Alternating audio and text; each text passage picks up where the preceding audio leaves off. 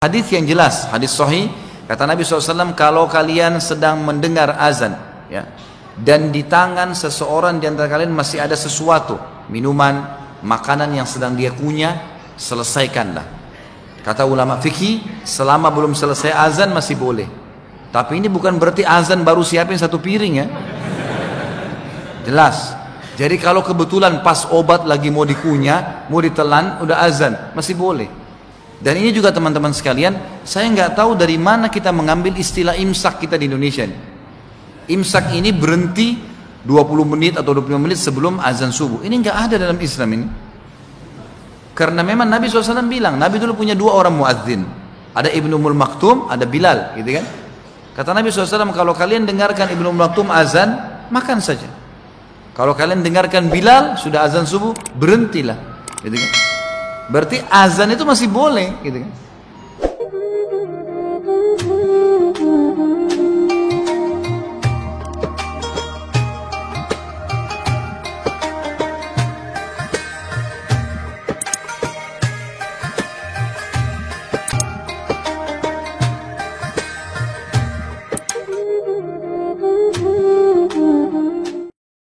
Assalamualaikum warahmatullahi wabarakatuh. Alhamdulillahi rabbil alamin.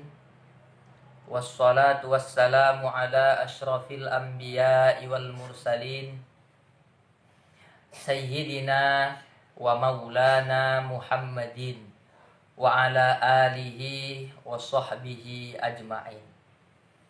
Sahabat pemirsa Malim Mudo Channel dimanapun berada, semoga kita dalam keadaan sehat walafiat, dalam lindungan Allah Subhanahu wa Ta'ala.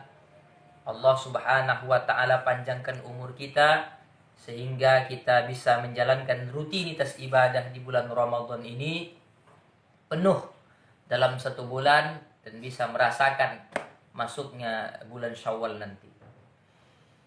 Pemirsa, sahabat Malim Mudo Channel yang dirahmati oleh Allah Subhanahu wa Ta'ala. Adapun pembahasan kita hari ini adalah tentang adat istiadat atau kebiasaan masyarakat Indonesia ketika sahur, kemudian imsak sambil menunggu waktu subuh. Nah, dari mana kemudian ada istilah imsak ini? Imsak itu adalah menahan diri dari semenjak 20 menit atau 15 menit sebelum masuknya waktu subuh. Artinya kita memiliki kebiasaan 20 atau 15 menit sebelum waktu subuh kita sudah tidak makan lagi, sudah tidak minum lagi, dan menahan segala hal-hal yang bisa membatalkan ibadah puasa. Padahal menurut ulama fikih, puasa itu adalah menahan diri dari mulai terbitnya fajar, yakni fajar shadiq, yakni masuknya waktu subuh, sampai terbenamnya matahari, yakni masuknya waktu maghrib. Maka dalam hal ini, menurut ulama fikih, apabila seseorang terlambat bangun di waktu sahur, sementara sudah ada sirine atau sudah masuk waktu imsak, dia masih boleh makan, masih boleh minum, dan hal-hal lain yang sebenarnya bisa membatalkan ibadah puasa. Tetapi kenapa kebiasaan kita 20 menit atau 15 menit sudah menahan itu?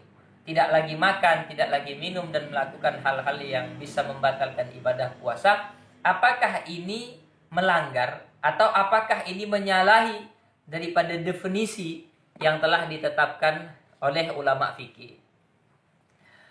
Ternyata apa yang kita lakukan selama ini, yakni adanya waktu imsak sebelum subuh, ini telah dilakukan oleh baginda Nabi Shallallahu Alaihi Wasallam. Jadi baginda Nabi SAW telah menerapkan hal ini, di mana beliau sebelum masuk waktu subuh sudah menahan diri beliau untuk tidak makan dan untuk tidak minum. sebagaimana disampaikan di dalam Sahih Bukhari hadis nomor 1801 pada bab qadri kam bainas sahur wa salatil fajri, di mana di sini dikatakan an Zaid bin Thabit, an Zaid bin Thabit, daripada Zaid bin Thabit radhiyallahu an, meridhai Allah anhu daripadanya.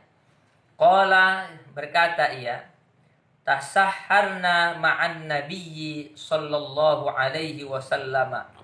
Dahulu kami pernah sahur bersama baginda Nabi sallallahu alaihi wasallam. Summa qama ila salati. Kemudian beranjak untuk mendirikan salat. Qultu, aku berkata, yakni Anas bin Malik, kam kana bainal adzan was-suhuri. Berapa lama jeda waktu? Jadi Anas bin Malik bertanya, berapa lama jeda waktu antara azan dengan sahur? Qala qadru khamsina ayah. Kemudian ia menjawab qadru khamsina ayah. Sekira-kira bacaan 50 ayat. Kira-kira 50 ayat, kita membaca 50 ayat. Nah, kemudian masuklah waktu subuh. Nah, inilah awal daripada waktu puasa. Jadi ternyata jeda waktu antara berhenti sahur, berhenti santap sahur sampai azan subuh, ternyata ini sudah dipraktekkan oleh baginda Nabi Shallallahu Alaihi Wasallam. Jadi sangat aneh ya, orang yang mengatakan bahwa tradisi imsak yang kita laksanakan selama ini di Nusantara ini tidak pernah dilakukan oleh baginda Nabi Shallallahu Alaihi Wasallam. Ini pernah dilakukan oleh baginda Nabi sebagaimana hadis yang kita baca tadi. Tapi kemudian pemilihan kata imsak, sebagaimana yang biasa kita sebut ini, nah ini memang belum pernah didengar di zaman Rasulullah Shallallahu Alaihi Wasallam. Tidak ada pemilihan kata imsak. Tapi juga ini tidak ada salahnya, karena kata imsak secara bahasa artinya menahan. Artinya menahan diri untuk tidak makan, tidak minum, dan hal-hal lainnya yang bisa membatalkan puasa. Jadi kesimpulannya bahwa apabila seseorang terlambat di dalam makan sahur, maka tidak ada salahnya apabila waktu imsak sudah masuk, kemudian dia makan dan minum sebelum masuk waktu subuh atau sebelum terbitnya fajar. Tetapi apabila kita mencontoh daripada af'al Nabi, mencontoh daripada perbuatan Nabi Shallallahu Alaihi Wasallam, bahwa Nabi Shallallahu Alaihi Wasallam sudah memberhentikan sahurnya, sudah memberhentikan makan dan minumnya sekadar 50 ayat dalam Al-Quran, bacaan yang ringan. Ini sudah ijtihadkan oleh para ulama, sudah dibahas oleh para ulama, bahwa waktunya itu 20 atau 15 menit sebelum azan subuh atau sebelum masuknya sholat subuh. Jadi bagi kita yang sudah terbiasa mengamalkan imsak, tidak makan dan tidak minum lagi, tenang, ini bukan perkara yang bid'ah, ini bukan perkara yang tidak pernah dikerjakan Rasulullah. Bahkan ini adalah perkara yang sunnah, karena pernah dilaksanakan oleh baginda Nabi SAW dan diikuti oleh para sahabat dan ulama-ulama salaf. Tapi bagi kita juga yang terlambat makan sahur, ya tidak salah kemudian kita makan atau minum sebelum masuknya waktu subuh. Wallahu a'lam bissawab, wa ilaihil marji wal ma'ab, wallahul muwaffiq ila aqwamit thariq. Assalamualaikum warahmatullahi wabarakatuh.